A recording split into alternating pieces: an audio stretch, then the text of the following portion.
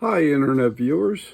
This is Frank Rauscher again, and today, in this session of the video, I'm going to make a rock that will support the otter that we created.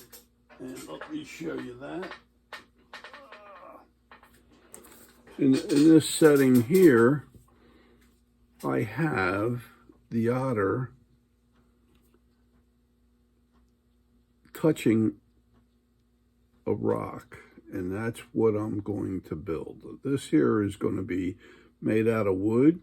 The rest of these stones are just that, stones that I glued on, but to have a way of mounting the otter onto the stone, I prefer the wood, so we're going to make a wooden rock, basically, and I'll show you how to do that. I'm going to be using basswood block, but you can use almost any wood. And I just happen to run this on the bandsaw just to round it a little bit, but it doesn't have to be rounded. You can have it squared up. It is pretty much squared up even for as much as I cut it. But what I'm going to use is my Fordham, which is the motor with the flex shaft, and I have tungsten carbide bits, which they're sometimes called Cutsalls or Typhoon burrs, and I'm going to show you how to take this down, and we will reduce this to what looks like a rock. So I'm going to proceed on with the rest of the video doing that and showing you how I do it. And then what we'll do is we'll proceed on by painting it. So let me pause the video for a second and I'll reposition it so you're looking down onto the piece as I work on it. Okay. Now, I shaped up the rock and grinded it a little more, and then what I did also is to sand it and get it smooth, but I have like a flat bottom here.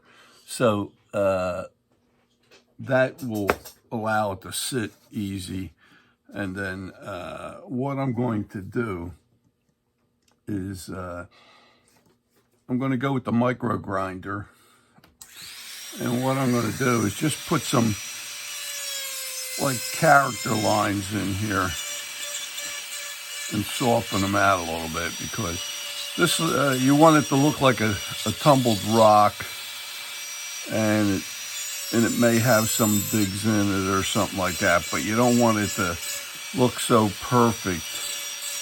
So what I'll do is I'll just put some inclusions into the stone, just so it has some character to it. It's just not a plain, looking like almost a ball. So I'll come in and I'll just texture it a little bit here and there, just to give it some markings. Now there was a spot I missed with the sander, so I'm going to smooth this out in here just a little bit. So that's pretty rough as it is right now. And one other thing I may do is just add a little more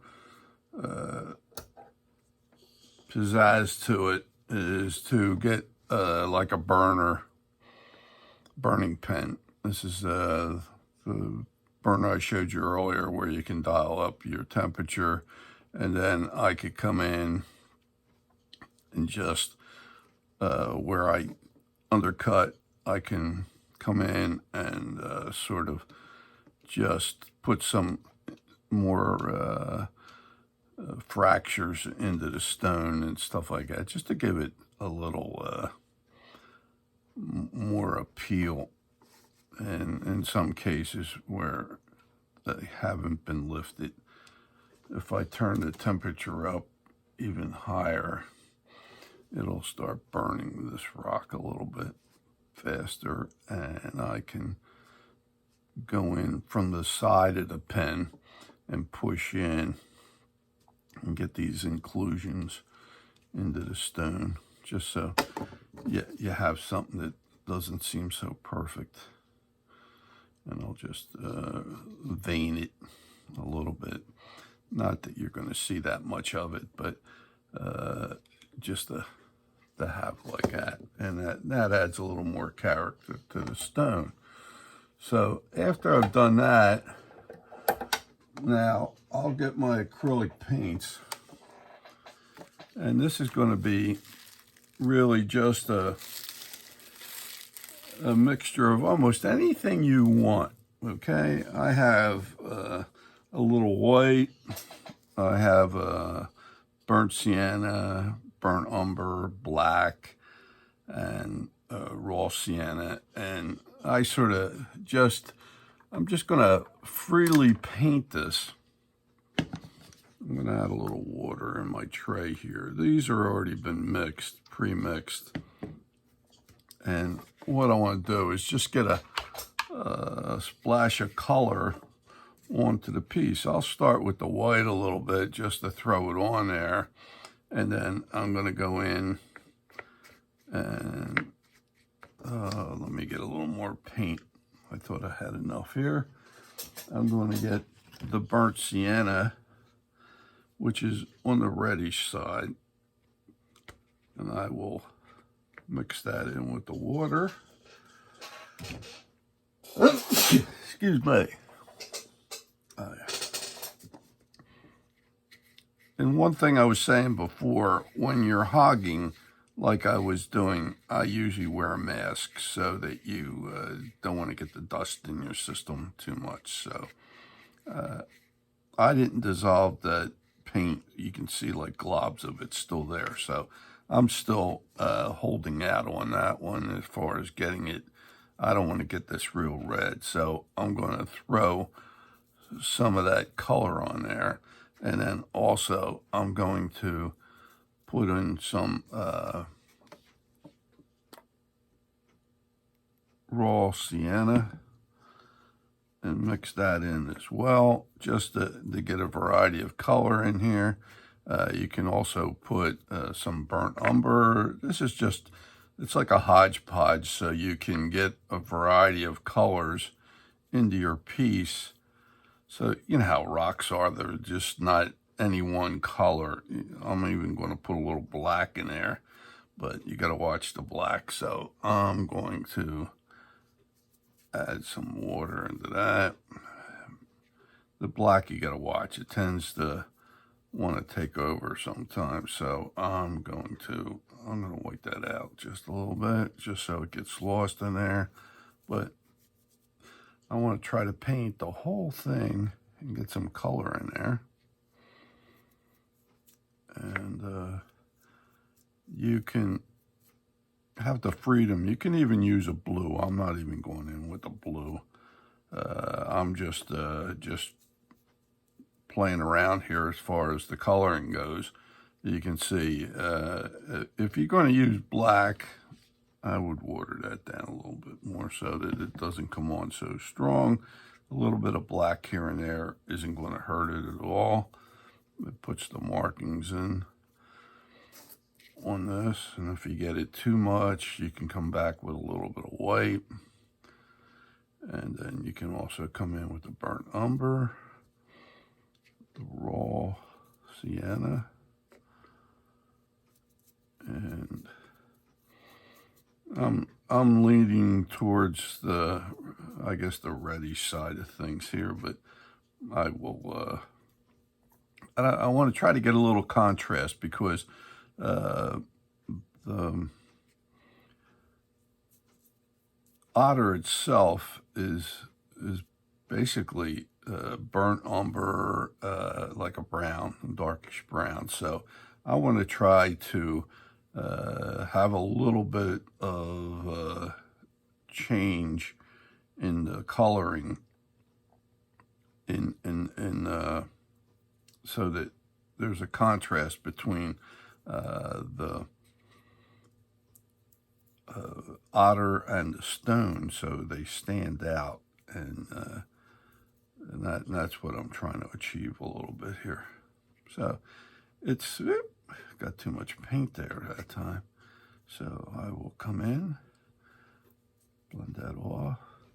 Let me rinse my brush out here, and I'm going to pick up a little white, get that on there. And what you can do is just get that paint in there like that. And we'll get a little more coloring up in here, darker color, just to tone that down. And you can see at the top here, we want to make it a little more interesting. So I'm going to get this and this. And you can see it starts to take shape. And I want to try to not leave it so white up here. And it tends to, right now, fight me a little bit as far as not taking the paint too much. So I will try to just get a hint of black in there, just to darken it, then come in with the white, and then come in with the brown. Just have like a mixed bag up in there. And tone that down a little bit. And I'm going to put some more red in there. Here we go again. And then I'll put some brown on that. And there we go.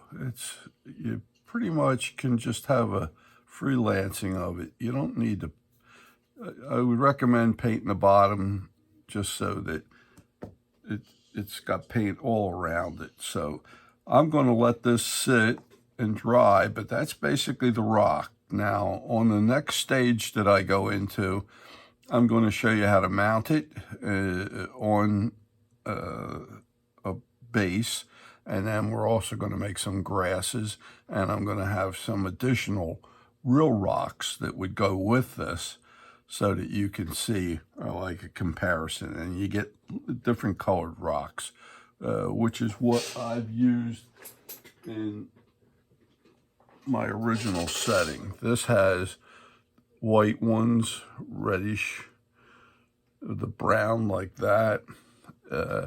You can see what I did here. I made this rock out of wood that was a lot lighter. So if you want and you start looking at this, you could always come back and add a little more white.